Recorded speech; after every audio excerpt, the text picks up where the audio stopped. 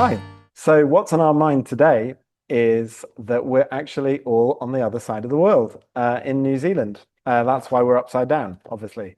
We're at KohaCon, which this year is being hosted in Wellington, New Zealand, because it is the 25th anniversary of the software being born right here in New Zealand.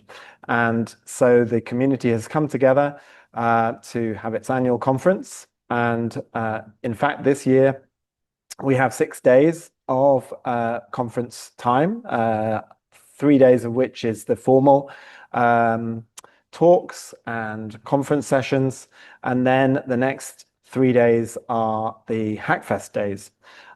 So we decided we'd do a couple of broadcasts from here. Firstly, to talk about the formal conference days and what we've enjoyed. And then we'll do another installment about the Hackfest days and the work that we'll have been doing over the next 3 days. So, Ryan, have you got some highlights from the 3 days that you want to talk about? Yeah, I've got two main highlights really. The first one being a plugin that was showed off by HSK3, I believe they're named.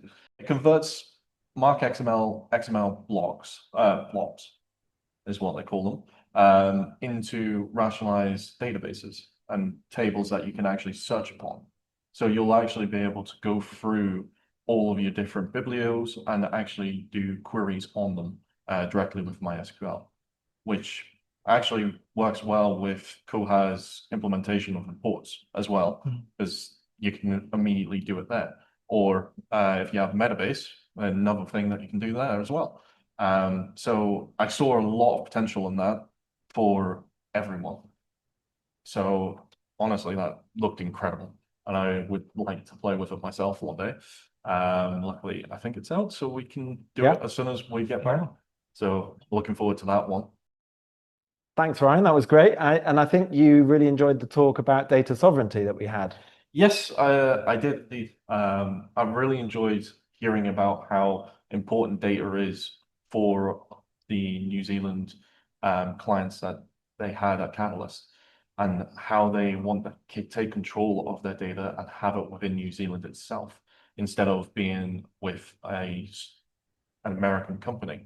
They wanted to take control of all this data, which is a very important thing to myself, and I think for majority of us as well. So it's interesting to see how they're going about it. And honestly, I'm looking forward to seeing how it goes, and potentially for us seeing what the future holds for us in terms of that as well, because that's put a lot of thoughts in our minds, especially myself with my infrastructure background, and how we would go about doing that for us.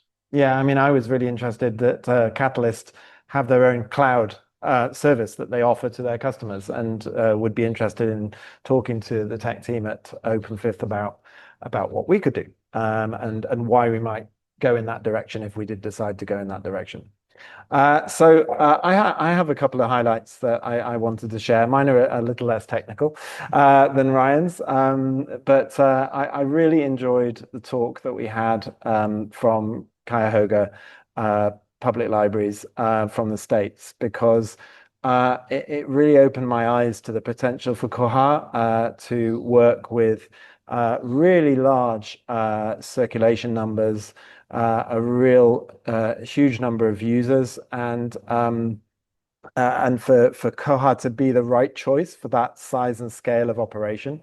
And I really also loved that Cuyahoga is really putting into their investment in their library management system the further development of the software. So they are actively seeking out bits of the software that they would see as being able to improve, some things that are really small quality of life improvements, but then also they're putting money into some bigger feature developments. And I think it's great that with open source software and with Koha, there is a pathway for libraries to contribute at either a small level, or indeed at a bigger level if they're able to. And Cuyahoga gave some great examples of that. Now, I also have to give a shout out to a presentation that Jonathan was part of, but I can also say that Jesse from Bywater was a co-presenter, so it's not totally Not all about me. it's not all about you, Jonathan. But it was the presentation about Acquisitions 2.0, which is the next the next big version of the acquisitions module that a working group has been working on now for a good number of months in a lot of detail and putting a lot of work into that thinking behind what's needed to really enhance the acquisitions processes in Koha. And a couple of things struck me. First, that it's a working group that's been led largely by Jonathan at Open Fifth, but also by Michaela at KIT. And it's a bigger international group than just that, with contributions and thoughts coming from the US, as well as other countries in Europe. And we're really looking forward to seeing the plans that were presented being put into code, basically, and coming into future versions of Koha down the line. Yeah, and of course, the whole theme of the conference has really been the 25-year history, but also the next 25 years, where we're going to. And obviously, the acquisitions is part of that, but there was also a very interesting presentation about BibFrame. Yeah. And it was interesting to see some of the work that's been going on actually trying to implement BibFrame. It looks very interesting. It's very exciting. I think it's something we're all going to have to address going forward. So that was interesting, as well as a presentation about digital collections and how they can be stored in Koha. So that's another one probably for the future as well, as digital becomes more important. And there's a lot of libraries out there with small collections of digital objects. So what about you, Aude? Yeah, I'm really glad you all picked specific talks, and they all seem to be looking to the future of Koha.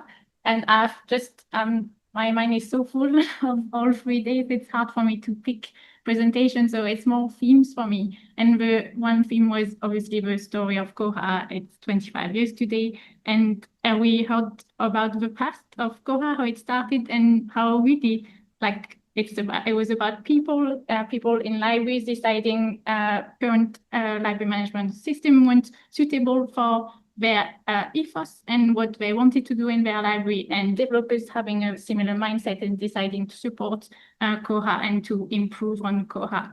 And we saw also the present, like with Cuyahoga explaining what they are doing today, with David Nin talking about testing bugs and the development process and documentation. And obviously it talks about the future. So your talk about looking to the next 25 years as well as the technical improvements. But the other thing I really got from here is a kind of an eye-opening of a better understanding of libraries in New Zealand. Like we in the UK, we often hear a lot about US libraries, but we don't hear a lot about New Zealand libraries. And also the whole Maori worldview with the keynotes, which I thought were really amazing. And also amazing because all the things that mattered to the Maori communities were also things that librarians relate to, and how we really have this shared purposes. And it feels like Koha couldn't have happened anywhere else without those kind of principles behind it. It's been very moving, hasn't it? The whole experience has been very moving, and obviously the whole scenery that we've seen on our travels has also been very emotional and moving. It's been a fantastic experience. Yeah, I reflected that I'd been to New Zealand 20 years ago and had really loved the visit, but it was very much a sort of visit as a tourist. But this trip has felt much more like a visit where I've understood a lot more because of my connection to Koha and to the Maori traditions and ethos that have shaped that project from its inception, that I felt much more connected to this country and to the people of this country. Just, I guess, in closing, a big sort of shout out to our hosts who have welcomed us so well here, to Chris Cormack, who's done the organization with his organization committee, colleagues at Catalyst and beyond. I have to say it's been a really welcoming conference, but also New Zealand itself. It's such a welcoming country. If you ever get the opportunity and are able to travel to New Zealand, then do. And you'll have a fantastic time.